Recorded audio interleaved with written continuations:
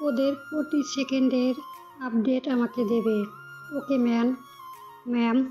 Guard মাথা নত করে নিজের জায়গায় চলে যায়। তেজু ধীরে ঘুরে এক পাশে রুমে যায়। জেসি নীরবে পিছন থেকে অনুসরণ করে। রুমে ঢুকে তেজু আয়নার সামনে দাঁড়ায়। সামনে নিজের মুখ দেখে বুকের ভেতর ঝড় ওঠে। এতক্ষণ পর্যন্ত সংঘর্ষণ থাকা চোখে কেন এবার অশ্রু জমে যায়। নিঃশব্দে গড়িয়ে পড়ে গালের নিচে। বারবার চোখের সামনে ভেসে ওঠে সেই 12 বছর আগের রাতটা। একটা বাড়ি, একজন অন্তঃসত্ত্বা, মায়াবী চিৎকার, ভয়, রক্ত, সাথে 2টা চিনি মুখ, 5টা অচেনা মুখ।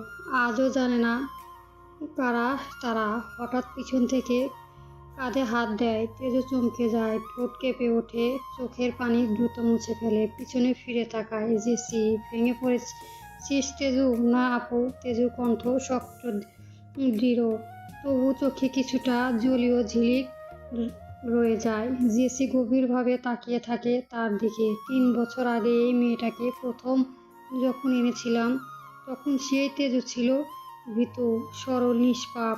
প্রশিক্ষণ কেন্দ্র ঢুকে বন্দুক, রক্ত সব দেখে কেঁদে ফেলেছিল। আজ সে চোখ, ভয় নেই, মমতা নেই। সেই মেয়েটা এখন জীবন্ত কুমির পালন করে 2টা, যাদের নিজ হাতে আদর করে। জেসি দীর্ঘশ্বাস ফেলে কাছে এসে তেজুকে বুকে জড়িয়ে ধরে। তেজু কিছুক্ষণ চুপ করে থাকে, তারপর ধীরে বলে, আচ্ছা আপু, আমাকে এত হেল্প কেন করছো? কি লাভ তোমার? শুধুই কি আমার প্রতি করুণা? জেসি নীরবতা থাকে কিছুক্ষণ। এই প্রশ্নটা তেজু 3 বছর ধরে করে আসছে, কিন্তু সে এড়িয়ে যায়। আজ বলার সুযোগ, সব বলবে আজ। চোখ নিচু করে গভীর নিঃশ্বাস ফেলে। মনে পড়ে একসময় সে তেজুর বাসায় যেত প্রাইভেট পড়াতে। নিজ চোখে দেখেছে মেয়েটার উপর কত অন্যায় হয়েছে। তাকে পাঠানো হয়েছিল উল্টোভাবে পড়া বোঝাতে, যাতে তেজু কিছু না শেখে, নিরক্ষয় থেকে যায়। কিন্তু নিজে বিবেকের কাছে হেরে যায়। সাথে রিহানের সাহায্য, তার কথা, সে তেজুর পাশে দাঁড়ায়। নিজের সর্বোচ্চ দিয়ে চেষ্টা করে তেজুকে সেরা বানানোর জন্য। সবাইকে বলে তেজু মেধা বেশি, তার কোনো হাত নেই সেখানে। রিহান পরামর্শ তেজুকে ভর্তি করিয়ে দেয় একটা প্রশিক্ষণ কেন্দ্রে, যেটা থেকে সে একসময় প্রশিক্ষণ নিয়েছিল। রাতে অন্ধকারে গড়ে তোলে নতুন এক তেজু, যার ভেতর এখন আগুন, যন্ত্রণা আর প্রতিশোধ। আজ আমি এই জায়গায় শুধু তোমার কারণে আপু। কি চাও তুমি? জেসি চোখে অদ্ভুত এক ছায়া খেলে যায়, ঠোঁট কেঁপে ওঠে। আব্রাহাম চৌধুরীর মৃত্যু। তেজু চমকে ওঠে, বুকের ভেতরটা হঠাৎ থেমে যায়। কি? এত মানুষ থাকতে শুধুমাত্র আব্রাহাম চৌধুরীর মৃত্যু কেন চাও? সেখানে তো 7 জন ছিল, তাহলে শুধু সেই কেন? কেন তুমি ওর মৃত্যু চাও? আমি অতীত কি কোনো সম্পর্ক আছে ওর সাথে? সেখানে তো 7 জনই দায়ী ছিল। আমি তোমাকে সব বলছি, তাহলে সবাইকে বাদ দিয়ে শুধু তার মৃত্যু কেন চাও? জেসি ধীরে মাথায় হাত তুলে, চোখে জল চিকচিক করে ওঠে। আব্রাহাম চৌধুরী আমার বাবা তেজু, আমি আমার আব্বুর বন্ধুর মেয়ে। তেজুর চোখ বড় হয়ে যায়, মুখে অবিশ্বাসের ছায়া নেমে আসে। মনে হয় পুরো পৃথিবী যেন উল্টে গেছে। শব্দ হারিয়ে ফেলে, কাঁপা কাঁপা কণ্ঠে বলে, আমাকে আগে বলনি কেন? সুযোগ হয়নি? মেয়ে হয়ে কেন নিজের বাবার মৃত্যু চাই? ঢোক গিলে জেসি। কিভাবে বলবে নিজের বাবা অন্যায়ের কথা? সে আমার মাকে মেরে পেছনে তেজু, আমার ভাই আর আমাকে এতিম করেছে। তেজু অবাক হয়ে তাকিয়ে রইল। মানতে কষ্ট হয়, খারাপ মানুষ কি এতটাই খারাপ হতে পারে? শুরু থেকে বলো। শোনো তাহলে, তখন আমার বয়স ছিল 10। তুমি তখন একদম ছোট। মাঝে মাঝে তোমাদের বাড়ি যেতাম, একটু ছোট তাই বুঝতে পারিনি আমার বাবার বন্ধু ছিল তোমার বাবা। প্রথমে সব ঠিকই চলছিল, পরে জানতে পারি বাবা অবৈধ কাজে লিপ্ত, কালো ব্যবসায় জড়িয়ে পড়েছে, মানুষ ঠকাতো। এই নিয়ে আব্বু বাবা দিনরাত ঝগড়া করতো। প্রথমে মুখে বললেও একসময় গায়ে হাত তুলতো বাবা। আম্মু আমাকে আর ভাইকে নিয়ে পালানোর হুঁশিয়ারি দিল। বাবা পাত্তা দিত না। আম্মু ছিল গভীর ঘরের মেয়ে, কোথাও যাবে বাবা ভয় পেত না। এর মাঝে একদিন আমি দেখি বাবা একজন আন্টিকে নিয়ে এসেছে আমাদের বাড়িতে। আম্মুর সামনে বেডরুমে ঢুকে আম্মুকে ঠোঁটে ধাক্কা দিয়ে বের করে দেয়। সেদিন আম্মু খুব কাঁদছিল, বিষ খেয়ে আত্মহত্যা করতে চেয়েছিল, কিন্তু আমাকে দেখে সইতে থাকলো। তবু বাবা থামলো না। নিত্য নতুন মেয়ে নিয়ে আসতে লাগলো। একটা নাকি আগের বাড়ি বাহিরে করত।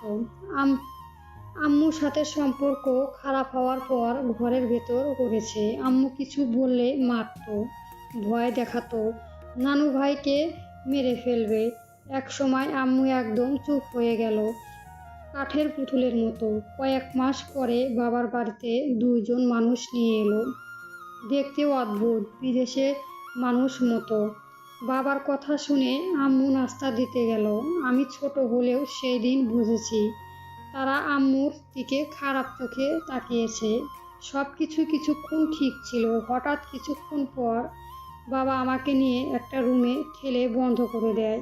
মাঝখানে আম্মু চিৎকার শুনেছিলাম, কান্না, দুধর্ষণ শব্দ। দরজা ফাটক দিয়ে দেখি আম্মুর শাড়ি মেঝেতে পড়ে আছে, ব্লাউজ পেটিকোট পরে আম্মু ছুটছে আর ওই লোকটা পিছনে। কিছুক্ষণের মধ্যে আম্মু দূরে একটি রুমে চলে যায়। লোকগুলো দরজা ধাক্কাতে থাকে, কিন্তু আম্মু খুলল না। এইসব দেখে আমি ভয়ে দরজা পাশে বসে পড়ি। এইভাবে চলছিল। কিছুক্ষণ পর বাবা এসে আমার রুমের দরজা খোলে। দূরে আম্মুর ঘরে গিয়ে দেখি আম্মু ঝুলে আছে ফ্যানের সঙ্গে গলা দড়ি, নিজের সম্মান রক্ষার করার জন্য।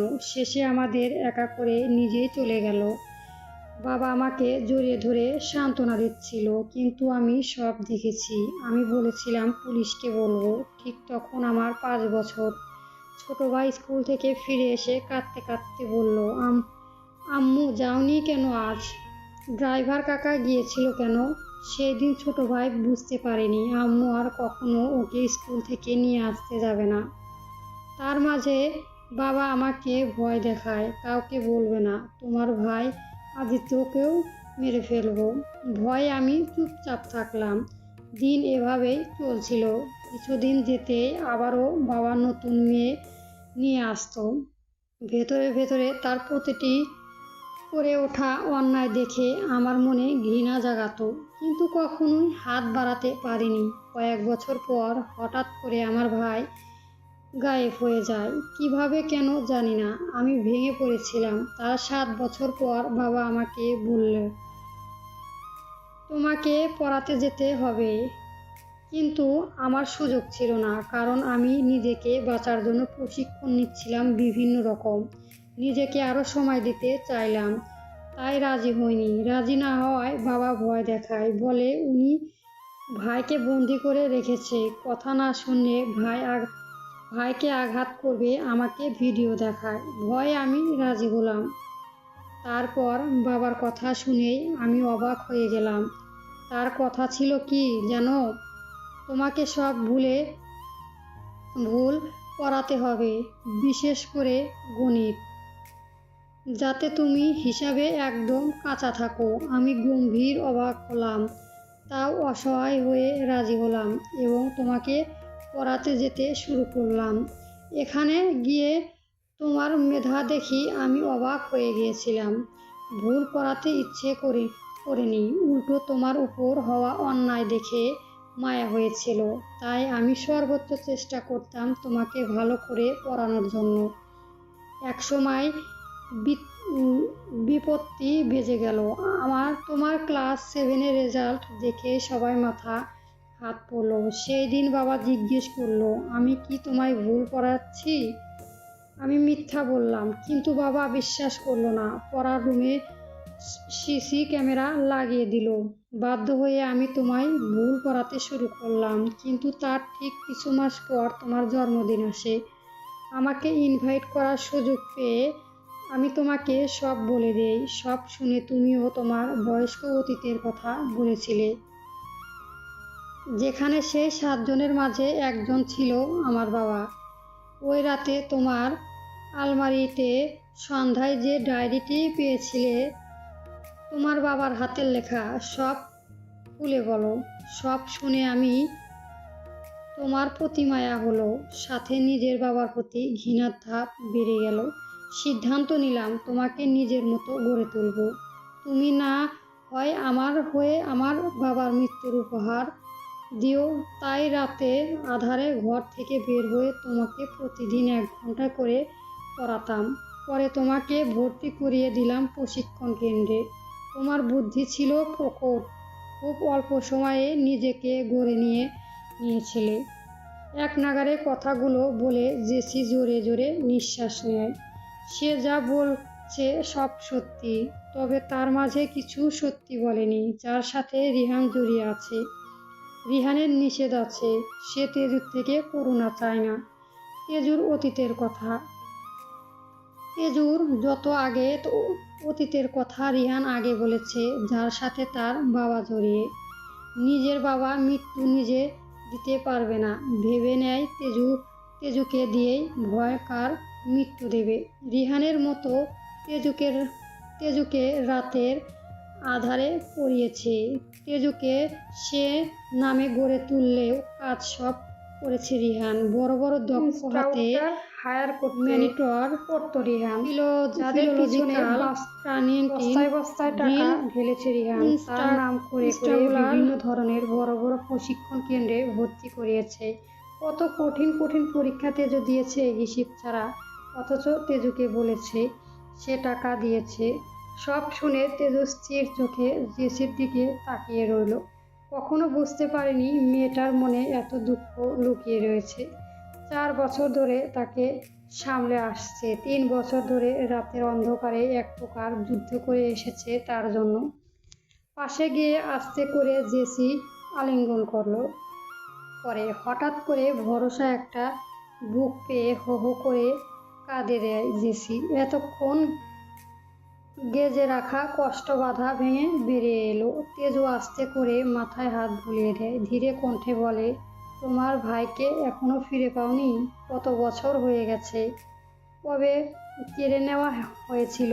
জেসি ফুপাতে জবাব দেয়, 12 বছর হয়েছে, না ফিরিয়ে দেয়নি। মাঝে মাঝে আমার কেমন যেন অদ্ভুত লাগে। আমি বাবাকে মাঝে মাঝে ভাইয়ের ছবির সামনে গিয়ে কাঁদতে দেখেছি। বাবা আমাকে ভয়ে রাখার জন্য প্রতি মাসে একটা করে ভিডিও বানাতে, যাতে ওনার সম্পর্কে তোমাকে বা পুলিশকে না বলি। আবার সেই ভিডিও দেখে নিজেও কান্না করে যা আমার আড়ালে, কিন্তু আমি লুকিয়ে অনেকবার দেখেছি। তেজু সংকুচিত চোখে তাকিয়ে রইল। 12 শব্দটা শুনে বুক কেঁপে উঠল। ছেলেকে দেখার জন্য মন ভারাঙ্গন হলো। তোমার ভাইকে একটু দেখতে পারি? ছবি নেই তো, ছেলেবেলা আছে শুধু। তোমার বাবা যে ভিডিওগুলো দিত সেগুলো কি নেই? জেসি তাড়াতাড়ি মোবাইল বের করে সেখানের দিক ভিডিও চালু করে। তেজুর মোবাইল দিয়ে তাকাতেই শরীর শিউরে উঠছে। ছেলেটা পরনে মাত্র একটা প্যান্ট, তাও নিচে নামানো।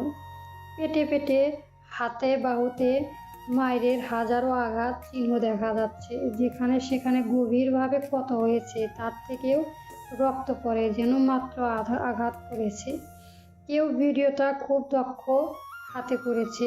ছেলেটাকে ছাড়া রুমের কোনো অন্যান্য অংশ দেখা যাচ্ছে না। তেজু বিশ্বাস হয় না একজন বাবা কিভাবে নিজের ছেলেকে এমনভাবে অত্যাচার করতে পারে। তেজু নিজে কেঁদে ফেলল। ভিডিওটা বেশ খুনসুটি করে দেখে তেজুর মোবাইলটা জেসির হাতে দিয়ে দেয়।